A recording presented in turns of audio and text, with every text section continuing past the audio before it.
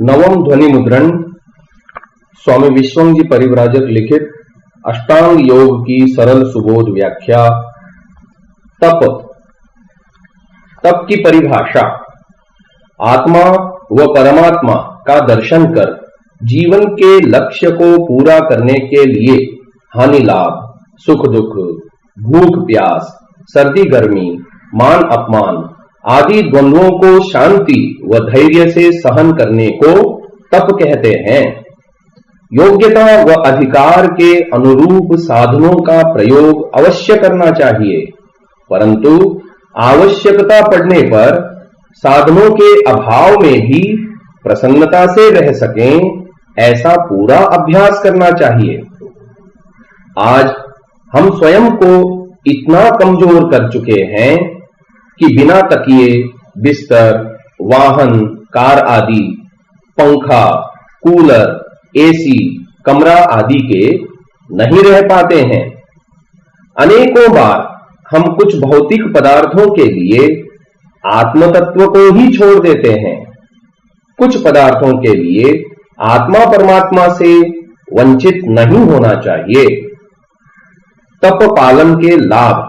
पहला लाभ, शारीरिक, मानसिक व आत्मिक सामर्थ्य बढ़ता है। दूसरा लाभ, पहाड़ जैसे दुखों व समस्याओं का सामना करने का सामर्थ्य बढ़ता है। तीसरा लाभ, शारीरिक, मानसिक व आत्मिक विश्वास बढ़ता है। चौथा लाभ, आत्मदर्शन व प्रभु दर्शन के अधिकारी बनते हैं। पांचवा लाभ, असंयम द्वारा दूसरों को कष्ट, पीड़ा, दुख नहीं देने से अहिंसा सुदृढ़ बनती है। अष्टांग योग में तपस्या को बहुत अधिक महत्व दिया गया है। महर्षि वेद व्यास जी ने तप की महत्ता को स्पष्ट रूप से बताते हुए लिखा है, न अतपस्विनो योगः सिद्ध्यति। अतपस्वी व्यक्ति को योग की सिद्धि नहीं होती, अर्थात वह ईश्वर का दर्शन नहीं कर सकता। आंतरिक निर्मलता, आंतरिक पवित्रता बिना तपस्या के नहीं हो सकती। संसार में रहते हुए जिन जिन पदार्थों, वस्तुओं, व्यक्तियों के साथ हम जुड़े हुए हैं, उनको छोड़ नहीं पाते हैं, उनका त्याग नहीं कर पाते हैं। त्याग की भावना हमारे में नहीं आ पा रही है, जिसके कारण से हम तपस्या नहीं कर पा रहे हैं। त्याग नहीं, अतः तपस्या नहीं। महर्षि वेद व्यास जी लिखते हैं, अनादि कर्म क्लेश वासना चित्रा प्रत्युपस्थित विषय जाला च अशुद्धिर नांतरेण तपः संभेदमापद्यते इति तपस उपादानम। तपस्या का विधान इसलिए किया है कि बिना तप के चित्त की अशुद्धि छिन्न भिन्न नहीं हो पाती। अनादिकाल से हम कर्म करते हुए आ रहे हैं, जो राग व द्वेष के कारण बन रहे हैं। राग और द्वेष से प्रेरित होकर हम न जाने कितने कर्म करते आ रहे हैं। हम अनादिकाल से कर्म करते आ रहे हैं और इन कर्मों के कारण क्लेश हैं, जिनके आधार पर हम उन पाप कर्मों को करते आ रहे हैं। राग या द्वेष से युक्त होकर जिन कार्यों को हम कर रहे हैं, वे हमको ईश्वर से दूर कर रहे हैं। क्लेशों के कारण जिन कर्मों को करते जा रहे हैं, उनको करते हुए हमारे मन के ऊपर संस्कार पड़ते हैं। वे भी अनादिकाल से पड़ते आ रहे हैं। इतने अधिक संस्कारों को मिटाना हो तो वह बिना तपस्या के नहीं हो सकता। वह तपस्या हमसे हो नहीं रही। जैसे ही विषय हमारे सामने उपस्थित होता है, हम चाहते हुए या न चाहते हुए सब कुछ भूल करके उसके साथ जुड़ जाते हैं। मोटा उदाहरण है, जब खाना सामने आ जाता है तब हम सब भूल जाते हैं, उसी में लग जाते हैं, छोड़ ही नहीं पाते। त्याग नहीं कर पाते। जब कोई मनोरम दृश्य सामने आता है तो उसको देखे बिना नहीं रह पाते, उसका त्याग नहीं कर पाते। ऐसे ही जो कोई भी विषय हमारे सामने आता है उसको बिल्कुल साथ लगाकर चलते हैं। मैं और मेरापन उसके साथ लगा हुआ है, चाहे वह जड़ वस्तु हो या चेतन वस्तु। बिना तपस्या के यह त्याग की भावना हमारे अंदर नहीं हो सकती। तप नहीं अतः त्याग नहीं। किसी को कहा जाता है, देखो अब अवस्था हो गई है, वानप्रस्थ आश्रम में आ जाइए, तो कहते हैं देखो ना, घर पर रहकर भी तो मैं वही कार्य कर रहा हूं, ध्यान करता हूं, हवन करता हूं, दान देता हूं, ये करता हूं, वो करता हूं, सभी तो करता हूं, फिर क्या अंतर हुआ? करना तो वही है ना, चाहे घर पर रहकर करो या आश्रम में। वस्तुतः व्यक्ति अपने राग को पकड़ नहीं पा रहा है। घर की जिम्मेदारियां तो पूरी हो गईं, लेकिन घर छोड़ा नहीं जा रहा है। इसलिए नहीं छोड़ा जा रहा क्योंकि अनादिकाल से राग और द्वेष से युक्त होकर जो कर्म किए हैं उनकी वासनाएं हैं, संस्कार हैं, वे हमको घर छोड़ने नहीं देती। ऐसी स्थिति बिना तप के हट नहीं सकती। उसके लिए तप करना पड़ता है। हम उस तपस्या को समझ नहीं पा रहे हैं जिसके बिना योग की सिद्धि हो ही नहीं सकती। अनादिकाल से संस्कार हमारे मन के अंदर हैं, वे इतने जबरदस्त हैं कि हम उनसे प्रेरित होते रहते हैं। आप कितना ही उपदेश सुनते जाइए, किसी के सुनने सुनाने से वे संस्कार नष्ट नहीं हो सकते जब तक कि जीवन में त्याग की भावना नहीं आएगी। कई बार हमको ऐसा करना पड़ता है कि वह हमारे लिए लाभकारी होते हुए भी उसका त्याग करना पड़ता है। सुखार्थी वा त्यजेत विद्याम, विद्यार्थी वा त्यजेत सुखम। यह विद्यार्थी के लिए कहा जा रहा है। यदि आपको पढ़ाई करनी हो तो आप सुख सुविधाओं के पीछे मत दौड़ो, नहीं तो आप पढ़ नहीं सकते। यदि विद्या को प्राप्त करना चाहते हो तो तपस्या करनी पड़ेगी, त्याग करना पड़ेगा। ये विद्यार्थी के लिए कहा जा रहा है। यदि आपको पढ़ाई करनी हो तो आप सुख सुविधाओं के पीछे मत दौड़ो, नहीं तो आप पढ़ नहीं सकते। यदि विद्या को प्राप्त करना चाहते हो तो तपस्या करनी पड़ेगी, त्याग करना पड़ेगा। आप सुख सुविधाओं को त्याग करो, इसका अर्थ यह नहीं है कि आपको खाना पीना सोना कुछ नहीं करना है। विद्या की प्राप्ति में जो जो बाधक न बन सके वहां तक आपको तपस्या करते जाना है। ठीक इसी प्रकार से यदि योगार्थी हो तो सुखार्थी वा त्यजेत योगम, योगार्थी वा त्यजेत सुखम। यदि योगार्थी बनना चाहते हो तो आपको सुख को त्याग करना पड़ेगा। यदि आपको सुख ही चाहिए तो उसी घर को पकड़ करके वहीं बैठना, परंतु योग को छोड़ना होगा। उन्हीं वस्त्रों में आप रहना चाहते हो, वैसा ही बोलना चाहते हो तो आपको योग का त्याग करना होगा। यदि योगी बनना चाहते हो, वास्तव में आपकी इच्छा है अंदर से, तो संसार का वैभव जिसको हम अपने साथ जोड़ करके रखते हैं उसको त्याग करना ही पड़ेगा। यह उसे नहीं कहा जा रहा है जो युवा है, जिसने अभी अभी विवाह किया है। यह उसे कहा जा रहा है जिसने अपनी जिम्मेदारियों को पूरा कर लिया है। अब ये मत सोचो कि घर में रहते हुए भी तो कर सकते हैं।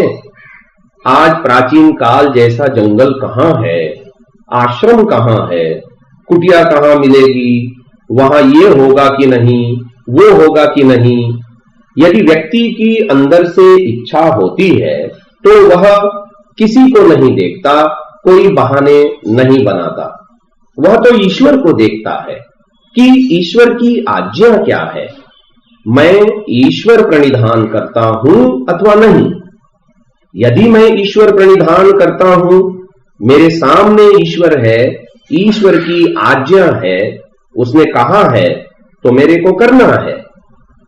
करने के लिए व्यक्ति को त्याग करना पड़ता है, किंतु छोड़ते हुए उसे धक्का लगता है। पता नहीं त्याग करने पर मेरा क्या होगा। सावधानी रखें, इतना त्याग न करें कि आपका उद्देश्य ही धरा का धरा रह जाए। इतनी तपस्या न करें कि तपस्या से उद्देश्य ही धूमिल हो जाए। तपस्या करो, लेकिन चित्त की प्रसन्नता बनी रहे, मन शांत रहे, प्रसन्न रहे, तृप्त रहे।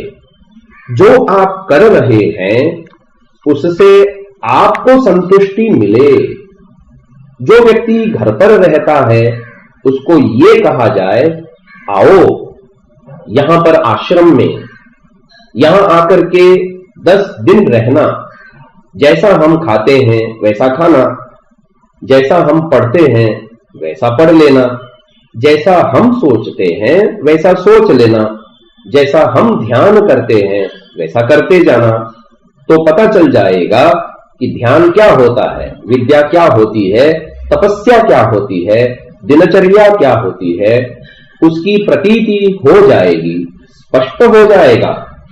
कई बार व्यक्ति ऐसा सोचता है कि इसको कोई काम नहीं था, इसके पास योग्यता नहीं थी, इसके पास कोई और स्थिति नहीं थी, इसलिए यह आश्रम में रहता है, समय बिता रहा है।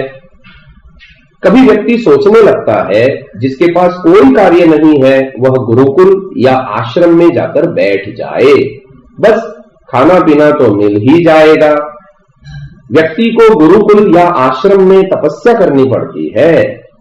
अनेक बातों को झेलता हुआ जब अपनी साधना व अपने अध्ययन में लगता है तो उसको पता रहता है कि मैं कितनी तपस्या कर रहा हूं। घर में तो कोई रोक टोक नहीं रहती है, जब चाहे तब उठता है, जब चाहे तब खाता है, धुले हुए कपड़े मिल रहे हैं, जब सोना चाहता है तो बिस्तर लगा हुआ मिल रहा है, कोई काम उसको करना नहीं पड़ रहा है, सभी सुविधाएं हैं। इन सुविधाओं के कारण से उसका मन उसी में लगा रहता है, उसको वो त्यागता नहीं, उसको वो छोड़ नहीं पाता। योग में प्रगति करनी है तो मेहनत करनी पड़ेगी, स्वयं को तपस्या करनी पड़ेगी। बिना तपस्या के कुछ मिल जाए ये नहीं हो सकता। इस मार्ग को समझने का प्रयास करना चाहिए। जैसे ही वह घर को छोड़ता है और वानप्रस्थ आश्रम में प्रवेश करता है तो शास्त्र कहता है ब्रह्मचर्यवान, ब्रह्मचारी बनकर घर छोड़ो। भाई साहब, ऐसे नहीं चलेगा कि ये लाओ वो लाओ, ये करो वो करो। अब वह पत्नी नहीं रही, अब वह स्थिति नहीं रही, खुद को करना पड़ेगा। करो, स्वयं को समर्थ बनाते हुए आपको ही करना पड़ेगा। ब्रह्मचर्यवान, ब्रह्मचारी बन के घर से निकलो। जैसे एक ब्रह्मचारी तपस्या करता है, जिस तरह का जीवन वह जीता है, उसको अपनी जीवन शैली में जो जो करना पड़ता है वैसा का वैसा आपको भी करना पड़ेगा। तब जाकर आप वहां तक पहुंच सकते हैं जहां तक पहुंचना चाहते हैं। तपस्या तो हर आदमी को करनी पड़ेगी, यानी जो जो ईश्वर का दर्शन करना चाहता है, चाहे किसी भी आश्रम में रहे, चाहे वह किसी भी वर्ण का हो, चाहे वह किसी भी आर्थिक अवस्था वाला हो, तो उसको वे सब कार्य करने होंगे जिनको करने से ईश्वर का दर्शन होता है। हाँ, रुग्ण व्यक्ति को नहीं कहा जा रहा है कपड़े धो। जो समर्थ है, जो धो सकता है, धोने से उसका कुछ नहीं बिगड़ता है। काम नहीं करोगे, शरीर को हिलाओगे डुलाओगे नहीं, तो बहुत मुश्किल हो जाएगा, जीना हराम हो जाएगा। ऋषियों ने सोच समझ करके तपस्या का विधान किया है, उसको हम समझ नहीं पा रहे हैं। हानिकर संस्कारों को ढोते जा रहे हैं, उन संस्कारों को और अधिक इकट्ठे करते जा रहे हैं। जिस राग द्वेष को मिटाना चाहिए था, जिन कर्मों से बिल्कुल अलग होना चाहिए था, जिन कर्मों को करना भी नहीं चाहिए था, उन्हीं में जाके फंसते जा रहे हैं। जीवन भर उन कर्मों को किया, अब तो कम से कम त्याग करो, दूसरे कार्य करना शुरू करो। उन्हीं राग और द्वेष के कर्मों को करते जाएंगे तो अनादिकाल से जितने कर्म कर चुके हैं उनमें और वृद्धि होती जाएगी, अविद्या और हावी होती जाएगी, हमें और नचाने लग जाएगी। हम ऐसे ही नाचते चले जाएंगे। अविद्या के कारण से हमें न जाने क्या क्या करना पड़ रहा है। जैसे मदारी बंदर को नचाता है, ऐसे ही अविद्या हमें नचा रही है। हम उन संस्कारों को अपने अंदर बनाते जा रहे हैं जिनको मिटाना चाहिए था, जिनको ज्ञान व विवेक रूपी हथौड़े से चोट मार मार के नष्ट करना चाहिए था, उनको और पुष्ट करते जा रहे हैं। खाने के, पीने के, देखने के, हर चीज के, पांचों विषयों से संबंधित संस्कारों को और पुष्ट किए जा रहे हैं, खाद पानी डालते जा रहे हैं। जब वह तपस्या करने लगता है तब उसको बड़ा कष्ट लगता है, दुख लगता है। उसको ऐसा लगता है कि अब यह भी छोड़ना पड़ेगा, मिठाई बिल्कुल नहीं खानी, नमकीन बिल्कुल नहीं खानी, जंक फूड नहीं खाना, फास्ट फूड नहीं खाना, कभी कभी भी नहीं, कभी पार्टी में जाने पर भी कुछ नहीं खाना है, हाथ भी नहीं लगाना है। बड़ा कष्ट होता है व्यक्ति को, उस पीड़ा को सहन नहीं कर पाता है। जिन संस्कारों को अपने अंदर जोड़ा था उनसे प्रेरित होकर खाना चाहता है, देखना चाहता है, भोगना चाहता है। इच्छा की पूर्ति न होने पर पीड़ा होती है। लगता है सारे के सारे तो लोग खा रहे हैं, खाने का सामर्थ्य रखते हुए भी, सब कुछ होते हुए भी मेरे को छोड़ना पड़ रहा है। अंदर से वह दुखी होता है, उस दुख को सहन नहीं कर पाता है और खा ही लेता है। कहते हैं थोड़ा थोड़ा कष्ट सहन करते हुए आगे बढ़ो। महर्षि दयानंद जी स्वयं तप के विषय में लिखते हैं, थोड़ा थोड़ा दुख, थोड़ा थोड़ा कष्ट, थोड़ी थोड़ी पीड़ा सहन करते जाओ और योगाभ्यास करते जाओ। आपको सहन करना पड़ेगा, दुखों को झेलना पड़ेगा, सहर्ष उस दुख को स्वीकार करना पड़ेगा। विवेकी या योगाभ्यासी उसे कहते हैं जो छोटे छोटे कष्टों को, छोटे छोटे दुखों को, बाधाओं को सहर्ष गले लगाता है। आ बैल मुझे मार, यानी वह उन दुखों को कहता है आओ मेरे पास, और उनको सहन करता है, क्योंकि बड़े बड़े कष्टों से छूटना चाहता है। इसीलिए छोटे छोटे दुखों को सहर्ष स्वीकार करता है। बड़े बड़े दुखों से छूट जाएं, इसी को बुद्धिमत्ता कहते हैं, इसी को विवेक कहते हैं। योगाभ्यासी को ऐसा ही होना चाहिए। ये छोटे छोटे दुख योग की भाषा में बिच्छू हैं, बिच्छू की तरह डंक मारते रहते हैं, और वह डंक इतना जबरदस्त होता है कि व्यक्ति बहुत चिल्लाता है, तिलमिलाता है, नाचता है, कूदता है। ये बिच्छू का डंक है जो हमें नचा रहा है।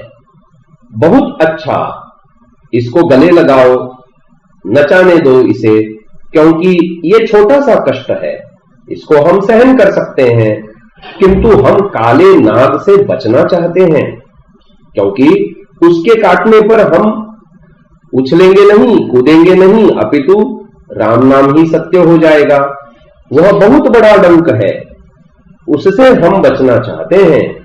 जन्म मृत्यु रूपी दुख से, बड़े दुख से बचना चाहते हैं, इसके लिए छोटे छोटे दुखों को सहन करने रूप तपस्या हमें करनी ही चाहिए, करनी ही चाहिए, करनी ही चाहिए, करनी ही चाहिए, करनी ही चाहिए।